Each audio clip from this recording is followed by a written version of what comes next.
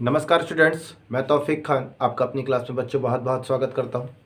बच्चों, आज हम लोग अपनी इस क्लास पर त्रिज्यानुपात देखेंगे, ठोस अवस्था का त्रिज्यानुपात। तो सबसे पहली बात मैं बता दूं, ये जो त्रिज्यानुपात है वो सिर्फ हम लोगों को इसलिए सीखना है बच्चों, क्योंकि उस पर एक न्यूमेरिकल बनता है बोर्ड पेपर में, जो 2 नंबर के न्यूमेरिकल्स होते हैं और कभी कभी परिभाषा पूछ लेता है। तो पहले धीरे धीरे मैं आपको कुछ पॉइंट्स बताता जाऊंगा, समझते जाइएगा। समय बचाने के लिए मैंने पहले ही इनको कुछ बोर्ड पर लिख दिया है ताकि समय हमारा बचा रहे। सबसे पहली बात, त्रिज्यानुपात किसको बोलते हैं? किसी आयनिक क्रिस्टल में, ठीक है, यानी ऐसा ठोस जो किससे मिलकर के बना हो, आयनों से मिलकर के बना हो, जैसे NaCl है ना। किसी आयनिक क्रिस्टल में जो परमाणुएं उपस्थित होंगी, ठीक है, उन परमाणुओं में जितने धनायन होंगे तथा जितने ऋणायन होंगे। आयनिक में क्या होता है, धनायन और ऋणायन।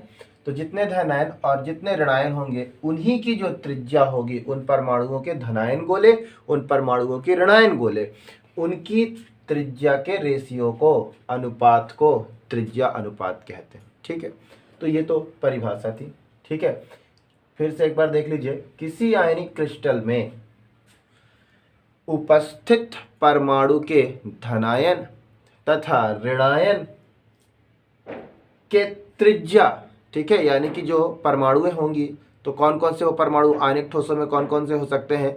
मान लीजिए एक ठोस है हमारे पास, वो ठोस आयनिक ठोस है, तो वो आयनिक ठोसों में परमाणुएं भाग ली होंगी।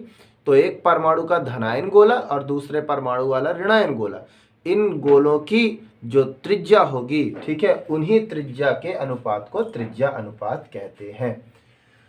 अब कुछ नंबर्स हैं, थोड़ा सा अपने दिमाग पर एक याद रखिएगा, मैं आपको एक ट्रिक बताता हूँ। ठीक है, जैसे एक नंबर याद रखें 155, ठीक है, इसके बाद आप याद रखें 225, इसी के बाद फिर आप याद रखें 414, इसके बाद फिर आप याद रखें 732 और फिर याद रखें 1000। इतने नंबर याद रखें।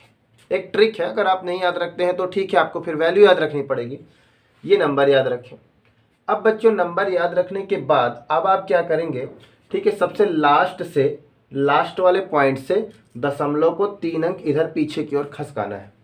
तो मान लीजिए दशमलव यहाँ है, तो 1, फिर ये 2, ये 3, ठीक है, 3 अंक पीछे लेके आना है। इसी तरह यहाँ से 1 2 3, यहाँ से 1 2 3, 1 2, फिर ये 3, ठीक है ना, 1 2 3, फिर यहाँ पर है 1 2 और ये 3, ठीक है, 1.0000 ऐसा बना, यहाँ पर ये आया। इसके बाद एक और नंबर याद रखिएगा, इसके लिए आप याद रखिए 3, इसके लिए याद रखिए 4, इसके लिए याद रखिए 6 और एक याद रखिए 8। ये 4 नंबर याद रखिए बस। 3 के बाद 4, फिर उसके बाद 5 नहीं 6, फिर 6 के बाद 7 नहीं 8, ये नंबर याद रखिए बस। अब देखिए क्या है, क्यों याद करना है वो देखते हैं।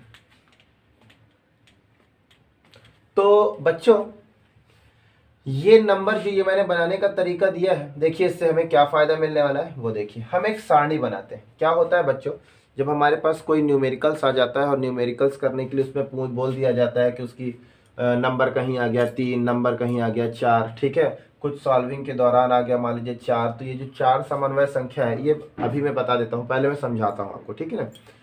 तो देखिए हमको एक सारणी बनानी है। अब इस सारणी में बच्चों सबसे पहले हम लेंगे त्रिज्या अनुपात। ये जो वैल्यू हम लिख रहे हैं ये त्रिज्या अनुपात की है। तो सबसे पहले त्रिज्या अनुपात में देखिए 0.155 से लेकर 0.225 तक, 0.115 से लेके 0.225 तक, फिर यहाँ से लेके यहाँ तक, अब फिर यहाँ से लेके यहाँ तक 0.225 से लेकर 0.414।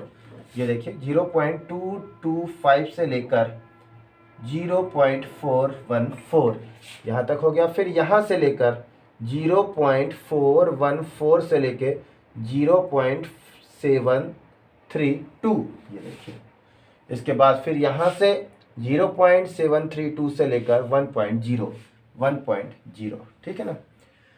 तो जब इतना बनाएंगे तो ये जो नंबर है, ठीक है, ये 3 नंबर को सबसे ऊपर, फिर चौथे नंबर को उसके बाद, फिर छठवें को उसके बाद, फिर 8वें को सबसे नीचे, इस प्रकार अरेंजमेंट कर देंगे और हमारा अरेंजमेंट हो जाएगा। ठीक है, तो ये जो है हमारा मान जो ये आ रहा है, ये त्रिज्या का अनुपात आ रहा है। कभी कभी जब हम न्यूमेरिकल हल करते हैं तो न्यूमेरिकल करने के बाद हो सकता है आपके पास जब आप प्रश्न को सॉल्व कर रहे हो तो प्रश्न को हल करते समय आपके पास अगर कोई मान आ जाता है, मान लीजिए 0.18 या 0.18 आ गया, तो तुरंत फिर दिमाग में आएगा 0.18 किसके बीच में है, तो ये देखिए 0.18 इनके और इनके बीच में आता है, और इनके बीच में आता है। तुरंत फिर हमको याद रहेगा कि उसकी समन्वय संख्या 3 है, और उसकी ये भी बात पता होगी उसकी संरचना त्रिभुजी होगी।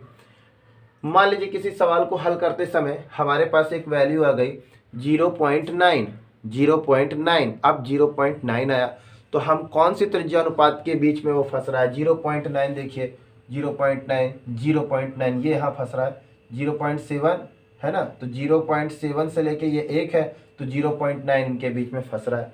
और अगर 0.9 इसके बीच में फंस रहा है, तुरंत फिर उत्तर आएगा कि भाई उसकी समन्वय संख्या 8 होती है और उसकी संरचना घनी होती है। तो ये तालिका का ये एग्जाम्पल है, क्योंकि जब हम न्यूमेरिकल हल करेंगे बच्चों तो हमको इसी तरह का काम करना पड़ेगा। तो त्रिज्या अनुपात का फार्मूला क्या होता है, देखिए त्रिज्या अनुपात का फार्मूला होता है धनायन गोले की त्रिज्या बटा ऋणायन गोले की त्रिज्या। ठीक है, याद रखें जो धनायन गोलों की त्रिज्या होती है इसका मान हमेशा ऋणायन गोले की त्रिज्या से कम ही होता है। अगर मान लीजिए इसका मान 1 है तो नीचे वाले का 1.2, 2 या 3 ऐसे होगा।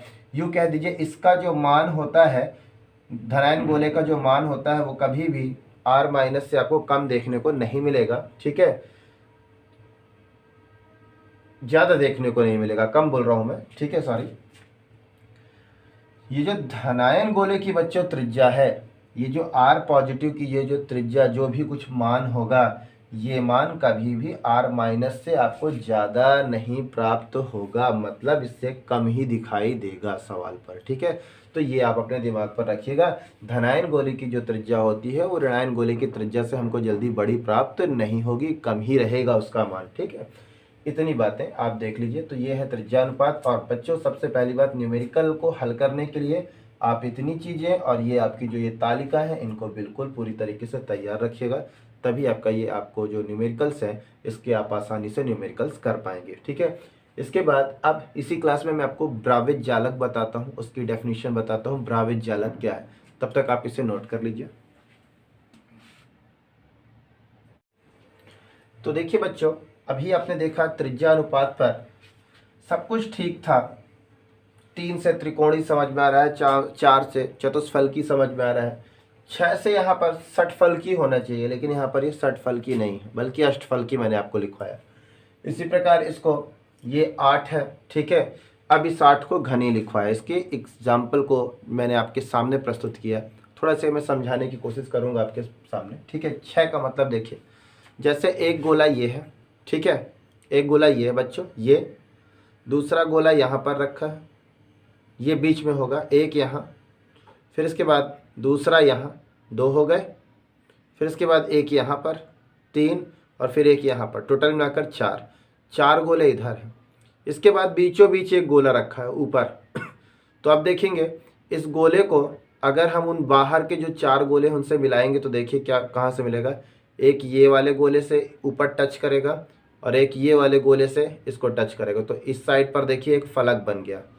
फिर इसके बाद इसके ये यहाँ पास एक गोला रखा है, तो यहाँ से लाइन खींचकर इस वाले गोले पर मिलाएंगे ऊपर वाले में, तो फिर से इस साइड एक फलक बन गया, तो एक उधर बन गया, फिर 2 इधर बन गया, फिर एक पीछे रखा है, इसको फिर से मिलाएंगे तो फिर एक पीछे साइड फलक बन गया, उसी साइड फिर बगल में भी एक फलक बन गया, तो टोटल मिलाकर 4 फलक हो गए। नीचे भी एक गोला इसके रखा हुआ है नीचे, और उसी प्रकार वो नीचे भी चारों उसी प्रकार लाइनें टच करेंगे, तो ऊपर भी कितने बन गए, 4 फलक, नीचे भी बन गए 4 फलक, इसीलिए इसको इस 6 को हम लोग अष्टफलकीय बोलते हैं। ठीक है ना बच्चों, और समन्वय संख्या की डेफिनेशन आप लोग जानते हैं कि एक गोले को उसको निकटतम कितने गोले स्पर्श करते हैं उन्हीं की संख्या को समन्वय संख्या कहते हैं। और ये 8 को हम लोगों ने घनी कैसे कहा वो देखिए, घनी कुछ ऐसा कहा बच्चों, कि जैसे हमारे पास एक मैंने आपको बताया था बॉडी सेंटर्ड क्यूब के बारे में, तो उसमें कहाँ होते हैं, जो 8 तो कोनों पर होते ही हैं और एक गोला होता है वो बॉडी में बीचों बीच सेंटर पर होता है। और जब बॉडी में सेंटर में होता है तो ये जितने भी गोले हैं बच्चों, सब एक दूसरे को क्या करते हैं, टच करते हैं। तो देखिए 8 उसमें आपको गोले देखने को मिलते हैं, एक बीचों बीच बॉडी पर सेंटर पर देखने को मिलता है। तो उसकी जो जितनी भी संरचना आप देखने को मिल रही है आपको, वो एक घन के अंदर, एक क्यूब के अंदर देखने को मिलती है। इसीलिए इस 8 को हम लोग घनी संरचना भी बोलते हैं। ठीक है, तो इसके बाद अब हम लोग ब्राविज जालक देखते हैं। तो देखिए ब्राविज जालक क्या है। सबसे पहले बात करते हैं, ये किसने दिया था, फ्रांस के एक गणितज्ञ जिनका नाम था ब्रेवे। इन्होंने सन 1848 में बताया था कि हमारे पास जो 7 प्रकार के क्रिस्टल के जो समुदाय हैं वो कौन कौन से हैं। देख लीजिए, मैंने लिखा भी है क्रिस्टल के समुदाय। पहला घनी क्रिस्टल जिसका एग्जाम्पल NaCl, ठीक है। चतुष्कोणी जिसका एग्जाम्पल, ठीक है, TiO2। फिर इसके बाद इसको देखिए, तीसरा है समचतुर्भुज, इसका BaSO4, ठीक है। चौथा पॉइंट इसको देखिए, एक नताक्ष, ठीक है, इसका एग्जाम्पल CaSO4.2H2O। फिर इसके बाद पांचवा त्रिनताक्ष, इसका H3BO3। फिर छठवां षटकोणी, इसका एग्जाम्पल ग्रेफाइट। फिर समनताक्ष, ठीक है, इसका एग्जाम्पल CaCO3। यहाँ पे CaCO3 कैल्साइट पत्थर है, ठीक है। तो देखिए ये फ्रांस के गणितज्ञ ब्रेवे ने सन 1848 में बताया कि हमारे पास ये जो क्रिस्टल के जो 7 समुदाय हैं, ठीक है, उनकी एकक कोष्ठिका में, एक यूनिट सेल की बात कर रहा है, यानी कि किसी क्रिस्टल जालक का एक लघुत्तम भाग, वो यूनिट सेल, उनकी एकक कोष्ठिका में अवयवी कणों की जो व्यवस्था है, ठीक है, जिनसे वो मिलकर के बना है, अवयवी कणों की व्यवस्था के आधार पर 14 विभिन्न प्रकार के त्रिविम जालकों में बांटा जा सकता है। यानी अलग अलग, ठीक है, यानी 14 प्रकार के त्रिविम जालकों में उसे बांटा जा सकता है। त्रिविम जालक जिसमें लंबाई, चौड़ाई, ऊंचाई सब हो, ठीक है, में बांटा जा सकता है। तो इन्हीं त्रिविम जालकों को बच्चों ब्राविज जालक कहते हैं, ठीक है।